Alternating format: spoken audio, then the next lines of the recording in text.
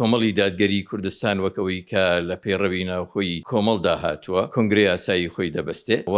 بۆ ئەم مەبەستە لە ڕۆژی 16 چواری 2025 کۆمەڵی دادگەری کوردستان بە فەرمی لیژنەی باڵای ئامادەکاری کۆنگرێ ڕاستپات کە دەست بە کارەکانی بکە بۆ مەبەستە و لەو کاتەوە لیژنەی باڵای ئامادەکاری کۆنگرا بەردەوام بووە لە کارەکانی خۆی کۆبوونەوە گشتەکانی لە ئاسی ئۆرگانە جیاوازەکانی خۆی ئەنجام داوە و ئەندامانی